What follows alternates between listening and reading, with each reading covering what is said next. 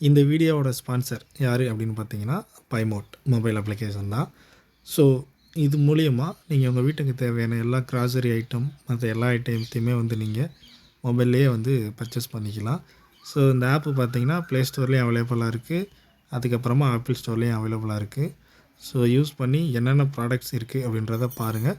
உங்களுக்கு தேவையான ப்ராடக்ட்ஸை இந்த ஆப்பு மூலியமாகவே நீங்கள் உங்கள் வீட்டுக்கு வாங்கிக்கலாம். ஓகேவா? ஸோ இன்ஸ்டால் பண்ணி எல்லோரும் யூஸ் பண்ணுங்கள். இப்போ நம்ம கண்டென்ட்குள்ளே போகலாம்.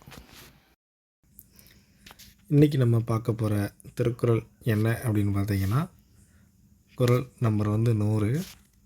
அறம் அப்படிங்கிற இதில் அறம் அப்படிங்கிற அறத்துப்பாலில் இல்லறவியல் அப்படின்ற தலைப்பில் இருக்கிற இனியவை கூறல் அப்படின்ற அதிகாரத்தில் இருக்கிற ஒரு திருக்குறள் தான். ஸோ இந்த திருக்குறள் நிறைய பேருக்கு தெரிஞ்சிருக்கும், இருந்தாலும் தெரியாதவங்களுக்காக நான் எக்ஸ்பிளைன் பண்ணுறேன். ஓகேவா?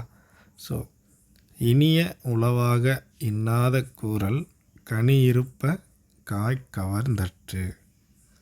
இனிய உளவாக இன்னாத கூறல் கனி இருப்ப காய் கவர்ந்தற்று அப்படின்னா என்ன அப்படின்னு பார்த்தீங்கன்னா, இனிய சொற்கள் இருக்கும்போது அவற்றை விட்டு கடுமையான சொற்களை கூறுதல், கனிகள் இருக்கும்போது அவற்றை விட்டு காய்களை பறித்து தின்பதை போன்றது.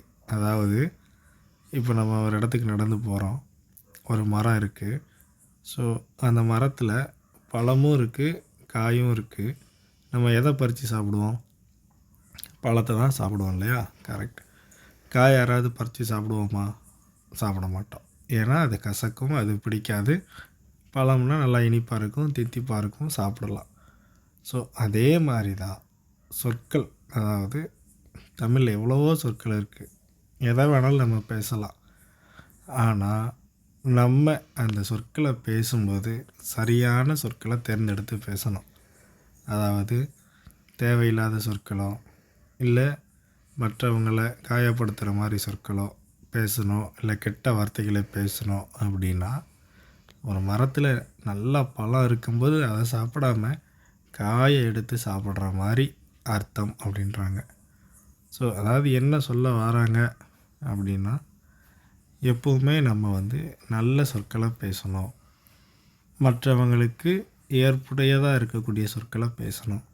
ஸோ நம்ம பேசும் பொழுது அது மற்றவர்களை கவரும் வண்ணமாகவும் அவர்களுக்கு பிடிக்கிற மாதிரியும் நம்ம பேசணும் அப்படின்ற மாதிரி சொல்கிறாங்க. இனிய உளவாக இன்னாத கூறல். இனிய உளவாக அப்படின்னா நல்ல சொற்கள் இருக்கும்போது இன்னாத கூறல். இன்னாத கூறல்னால் தேவையில்லாத சொல்கிறது. அதை எதோட ஒப்பிடுறாருன்னா, கனி இருப்ப காய் கவர்ந்தற்று.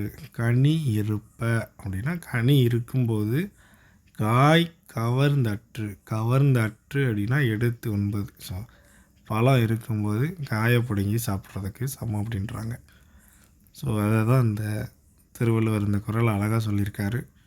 நம்மளும் என்ன பண்ணணும் அப்படின்னா, ஸோ பேசும் பொழுது கெட்ட வார்த்தைகளோ இல்லை தீமையான வார்த்தைகளோ பேசாமல் நல்ல வார்த்தைகளே பேசலாம். ஓகேவா? அடுத்த திருக்குறளை சந்திக்கலாம். தேங்க்யூ. பாய்.